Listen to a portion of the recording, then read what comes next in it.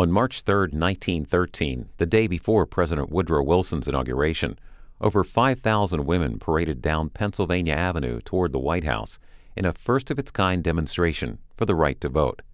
As thousands watched, some of the women were insulted and attacked by a mob, resulting in over 200 injuries and a call for the U.S. Army cavalry to subdue the crowd. American History TV attended a Centennial celebration of the event and interviewed participants and historians about the women's suffrage movement. The celebration was organized by Delta Sigma Theta sorority, which was founded in January of 1913.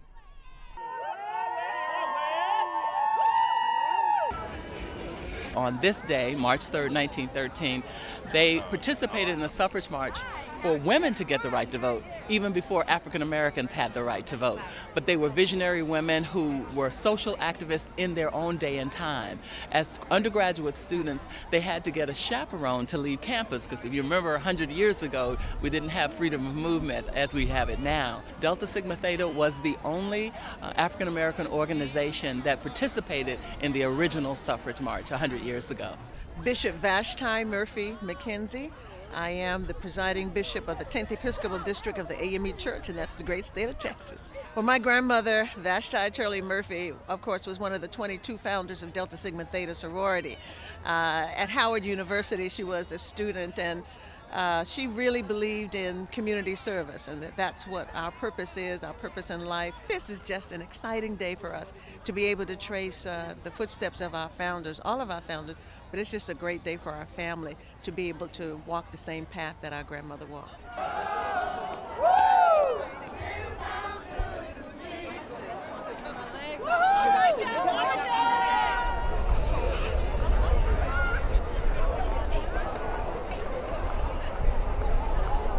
I'm Paige Harrington, the director of the Sewell Belmont House and Museum. I'm Elspeth Kirsch. I'm the Collections and Facilities Manager at Sewell Belmont. Could you explain to viewers who don't know the history, how does what's happening here compare to what happened here 100 years ago? The most striking difference between what's happening today and what happened 100 years ago is the calmness of the parade. 100 years ago, the parade wasn't a parade so much as a riot. The police refused to protect the marchers, and so as the marchers progressed down their planned parade route, the crowds got larger and larger. They were very unruly. They'd been drinking. They started to throw things at the women. They shouted things. They told them to go home. And a riot broke out. And not just that, streetcars continued to empty people into the already packed crowds. And so the crowd got larger and larger and more aggressive. And so the women couldn't go forward. The police weren't involved. In fact, the Secretary of Defense called out the Fort Myer cavalry to push back the unruly crowd so that the women could continue their peaceful exercise of their First Amendment rights. At the end of the day, over 100 women had to go to the hospital because of their injuries. Whereas today, this is a wonderful, peaceful assembly and a celebration of how far we've come in 100 years. Exactly. This was the first time a civil rights parade occurred in Washington. And what's so remarkable about this is Alice Paul was down here with the delegation of NASA, which had been pushing for women's suffrage on a state-by-state basis. But what you see with this parade is the movement towards a push for a federal amendment to the Constitution. And it's the start of the it's the start of the movement that really drove us to the 19th Amendment, which gave women the right to vote. What was the status of the state-by-state effort at that point? At that point, 10 states had given women the right to vote, and the movement was sort of stagnating. It lost a lot of steam during the Civil War because protesting a sitting president was seen as unpatriotic, what makes what Alice Paul did all the more inflammatory and significant, because shortly after the 1913 parade, you get into World War I. And so Alice Paul and the NWP picketed Wilson with Wilson's own words on the banners that they held in front of the White House, the first group to picket in front of the White House, which we now consider to be so common. It is. At that point, the women were actually jailed. They were jailed for obstructing traffic because they were picketing in front of the White House. They were sent to Occoquan Workhouse. They were not allowed to see their families nor communicate with their families. Several of them were kept in solitary confinement. They were beaten, they were thrown to the ground, they were given food, oatmeal with worms in it, and they were living under very deplorable conditions. And public sentiment started to turn, and people started to realize that the women were fighting for something that was just and should be pushed through. And at that point, President Wilson was able to be brought on board, and the 19th Amendment was ultimately passed as a war measure.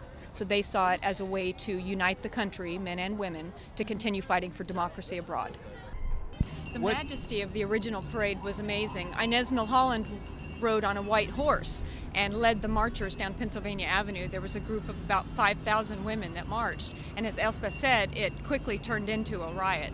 And so the majesty of the afternoon was lost. So today we're celebrating, which is wonderful to be able to come together with so many women's organizations, including the Deltas, and become a part of this again today. Alice Paul chose the date very deliberately. It was March 3rd, 1913, the day before Woodrow Wilson took his first oath of office for his first inauguration as president. So the city was full of people who were here to see the president. And one of the most wonderful things in the Sewell Belmont collection is a book that has two photographs side by side. One on the left has the women marching with bedlam raining all around, and then on the right you see the orderly military-style parade that took place the next day for President Wilson's inauguration. It's incredibly striking.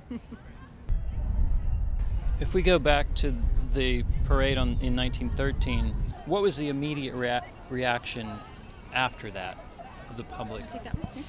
The headlines for the newspapers immediately after the parade are incredible. They say things like, "Parade full of galaxy of suffrage beauties, assaulted on street corners." I mean, the headlines we would consider to be just ridiculous.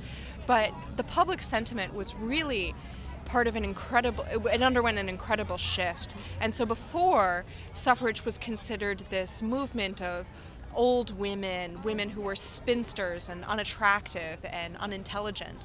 And now with this parade, the newspapers saw the suffrage movement as headed by young, vibrant, intelligent, engaged women. Educated is really important.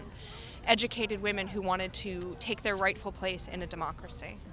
If you compare the way the city and the police handled what happened then to now, was that sort of the beginning of the change of how protests are handled? Absolutely. When Alice Paul applied for the protest permits to march in Washington, D.C., she actually couldn't get an audience with the D.C. superintendent of police until very shortly before, and he refused to turn off the streetcars, and so they continued to disgorge people into the already packed crowds, and so people just kept pushing and pushing and pushing in. Now, as a result of the terrible injuries that happened that day, the police know that they need to block off streets and stop transit and prevent additional people from pushing against a crowd that's watching a march.